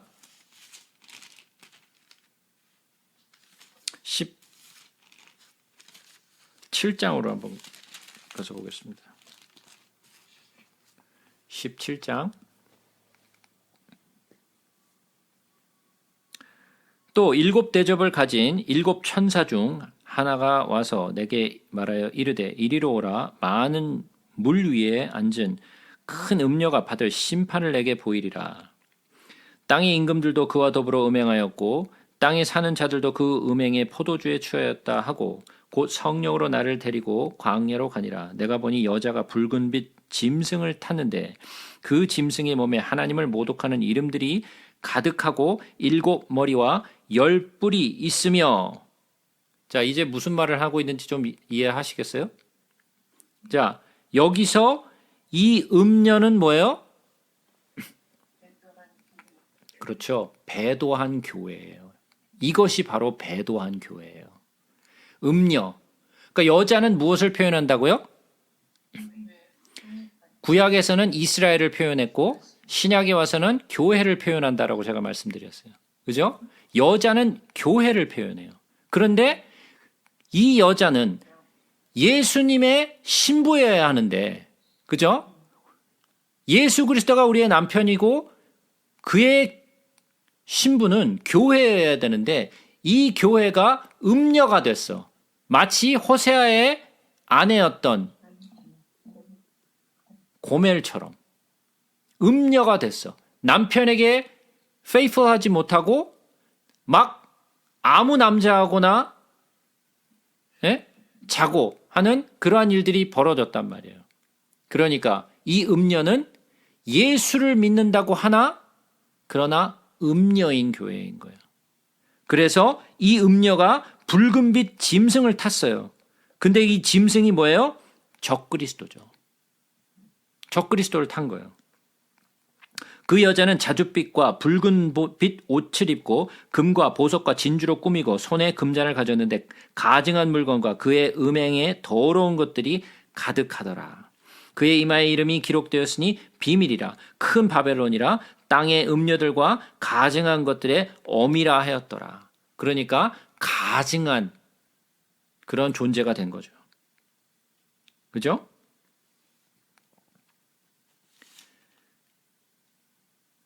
자, 마지막에 어떻게 되는지 보죠. 15절. 또 천사가 내게 말하되 내게 본바 음녀가 앉아있는 물은 백성과 무리와 열국과 방언들이라. 내가 본바 이 열뿔과 짐승은 음녀를 미워하여 망하게 하고 벌거벗게 하고 그 살을 먹고 불로 아주 사르리라. 어떻게 돼요? 그 마지막은? 배도한 교회는 어떻게 돼요? 마지막에 적그리스도와 사탄으로부터 버림받게 되죠. 그 어떻게 되는 거예요? 토사구팽 되는 거예요. 다 써먹고 나중에는 죽여버려요. 배도한 교회의 끝은 어떻게 된다? 토사구팽 당하는 거예요. 자, 그러니까 앞으로 일어날 일에 대해서 이제 조금 감이 좀 잡히시나요?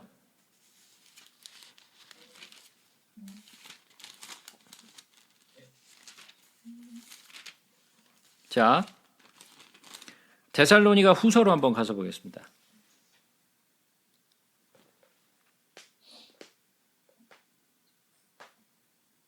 데살로니가 후서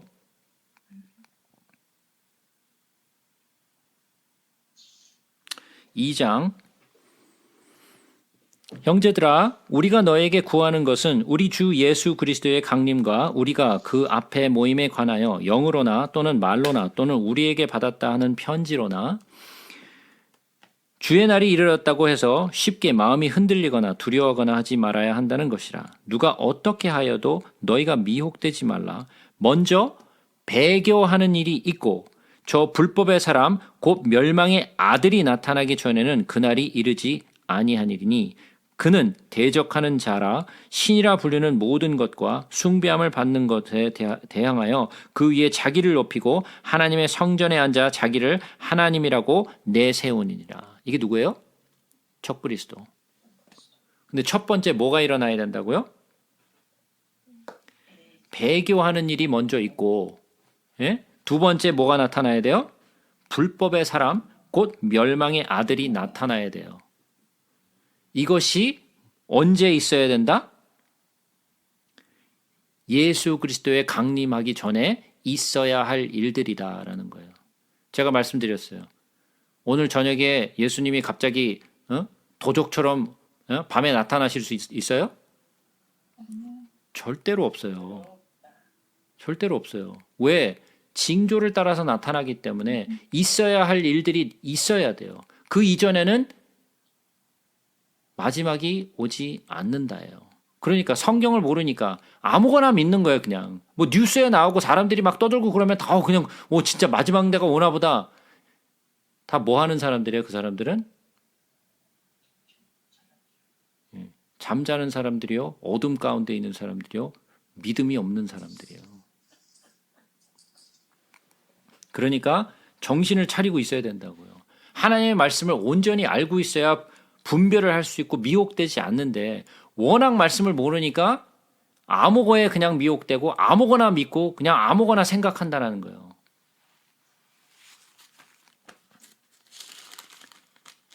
다시 돌아옵니다. 마태복음 24장 23절부터 봅니다. 그때 사람이 너에게 말하되 보라 그리스도가 여기 있다 혹은 저기 있다 해도 믿지 말라. 왜? 사람들이 다 그냥 말만 하면 믿으니까. 그냥. 예? 말씀을 따라 믿는 것이 아니라 그냥 막 듣는 대로 믿어버리니까. 거짓 그리스도들과 거짓 선지자들이 일어나 큰 표적과 기사를 보여 할 수만 있으면 택하신 자들도 미혹하리라. 이게 무슨 말인지 이해가 되셨어요, 이제? 보라, 내가 너에게 미리 말하였노라. 그러니까 예수님이 미리 다 이걸 얘기해 줬어요.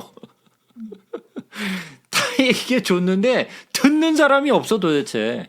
예?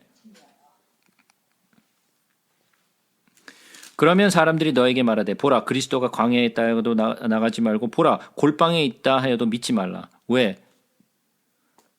그냥 아무거나 그냥 이적과 기사와 막 표적을 보니까 그냥 막 믿고 그냥 저거 뭐 그리스도인가 보다. 저거 막 선지자들인가 보다. 그러고 막 이리로 저리로 막 몰려다니면서 한다라는 거죠. 그러면서 사람들을 막 데리고 가요. 야 같이 가자 그러면서. 그럼 막 거기에 막 휩쓸려 가는 사람들이 수도 없이 많을 거라는 거예요. 제가 아까 지난번에도 말씀드렸죠. 선지자는 진짜 선지자는 하나야. 예?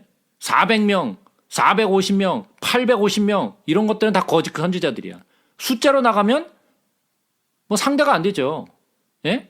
진짜는 하나밖에 없으니까. 근데 그 진짜가 누군지 450명과 400명과 이런 사람들 수많은 사람들 가운데 진짜가 누군지 어떻게 분별해 이거? 예?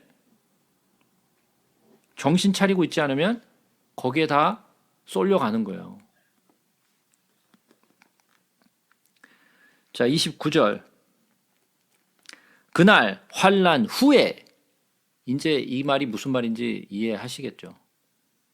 환난 후에, 그러니까 그 대환난의 시간, 3년 반의 시간이 끝나고 환난의 시간이 끝난 후에, 자, 그러니까 7년이란 시간 가운데 7년의 약속을 했어요.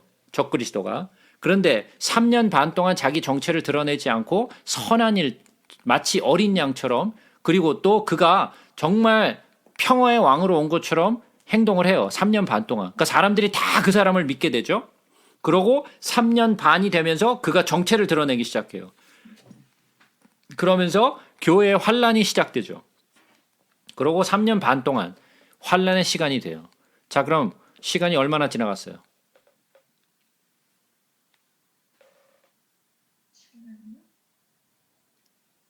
그렇죠. 7년의 시간이 다 지나간 거예요. 그죠? 7년의 시간이 다 끝나고 환란의 시간이 끝나고 그 다음에 어떻게 되는지 보자고요. 그날 환란 후에 즉시 해가 어두워지며 달이 빛을 내지 아니하며 별들이 하늘에서 떨어지며 하늘의 권능들이 흔들리리라. 그때 인자의 징조가 하늘에서 보이겠고 그때 땅의 모든 족속들이 통곡하며 그들이 인자가 구름을 타고 능력과 큰 영광으로 오는 것을 보리라. 그가 큰 나팔 소리와 함께 천사들을 보내리니 그들이 그의 택하신 자들을 하늘 이 끝에서 저 끝까지 사방에서 모으리라. 이제 이 말이 무슨 말인지 이해가 되시나요? 7년의 시간이 지나고 마지막 한 일의 시간이 지나고 그때가 7년이 끝나는 때에는 어떻게 되는 거예요? 마지막 큰 나팔이 불려지게 되는 거죠. 큰 나팔에 대해서는 제가 수도 없이 말씀드렸어요. 그죠? 나팔절이 무슨 뜻인지에 대해서 말씀드렸어요. 그죠? 큰 나팔, 7번째 나팔, 하나님의 나팔, 예? 이 모든 나팔이 그때 불려지게 되죠. 7번째 나팔이 불려지게 되면서 뭐가 일어나요? 예수 그리스도의 재림이 공중 재림이 있고 우리는 구름 속으로 어떻게 된다? 들려올림을 받아 공중에서 예수 그리스도와 만나게 되죠. 그리고 7번째 나팔이 부러지게 되면서 이 땅에 있는 자들에게 무엇이 부어진다? 딘노의 7대접이 이 땅에 있는 자들에게 부어지겠다라고 얘기했죠. 이제 그 말이 이제 연관이 이제 좀 이렇게 좀 되시나요? 네? 그림이 이제 좀 그려지세요. 이게 마지막 때 시간이 어떻게 되고 무슨 사건이 어떻게 일어나는지 이제 좀 연결이 좀 되세요? 이러고 나서 또 몇 주 지나서 물어보면 또 또 이러지 또. 네. 몇주 지나고 지금 지나고 다음 주에 예, 그렇게 제가 이 이야기에 대해서도 좀 구약을 하면서 제가 몇 번을 말씀드렸는데도 뭐 지금도 뭐 하고 있으니 뭐. 자, 큰 나팔 소리와 함께 천사들을 보내겠다 그랬어요. 이 천사들은 추수꾼들이죠. 천사들은 추수꾼들이에요. 그죠? 이전에 배웠잖아요. 배웠어요? 마태복음에서 배웠어요. 천사들은 추수꾼들이에요. 32절 무화과 나무의 비유를 배우라. 그 가지가 연하여지고 잎사귀를 내면 여름이 가까운 줄을 아나니 이와 같이 너희도 이 모든 일을 보거든 인자가 가까이 곧 문 앞에 이른 줄을 알라. 자, 이렇게 열심히 설명해 주셨으니까 예? 성도들이 다 알아들었어야죠. 그죠? 이 모든 제가 오늘 말씀드린 모든 것들을 다 이해하고 있어야 되잖아요. 예? 마치 예? 가지가 연해지고 잎사귀를 내면 여름이 가까웠구나 하고 아는 것처럼 예? 알아야 되잖아요. 예.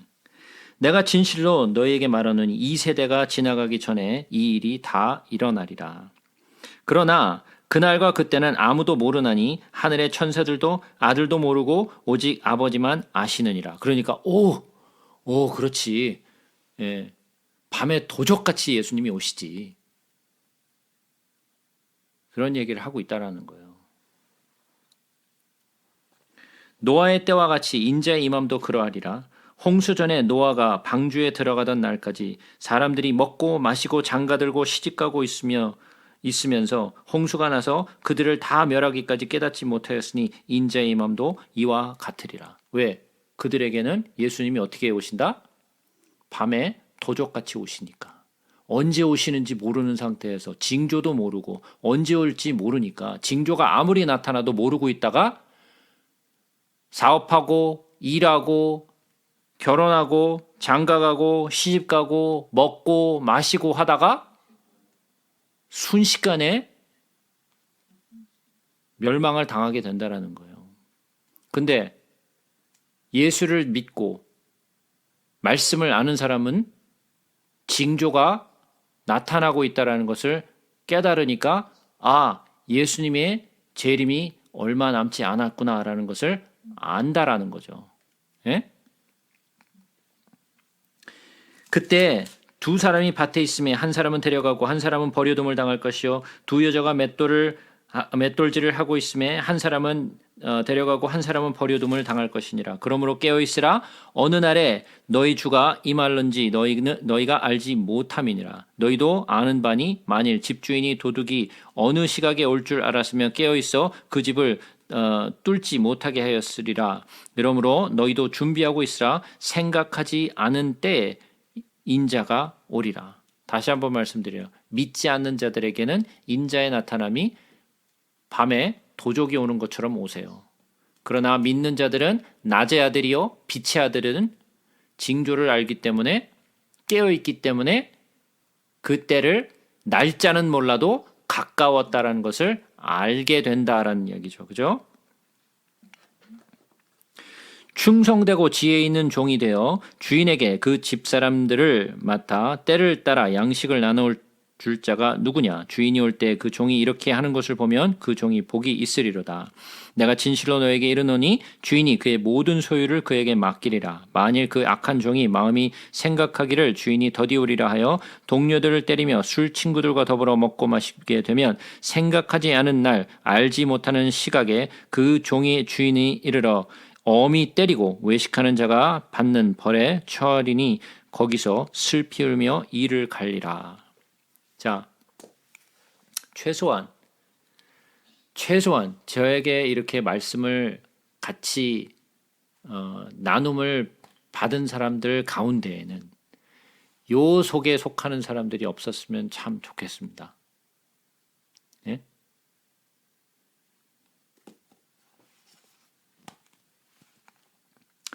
자, 마지막 때 휴거가 올 때는 가족이고 친구고 뭐고 없어요. 뭐 집사님, 권사님, 장로님 뭐 같이 가요 이런 거 없어요. 예? 야, 우리 같이 가자. 아들, 딸들아 같이 가자 이런 거 없어요. 예? 그때는 돌아가면서 혹시 예수 믿으시나요? 묻지 않아요. 예? 누가 올림을 받고 누가 남게 돼요?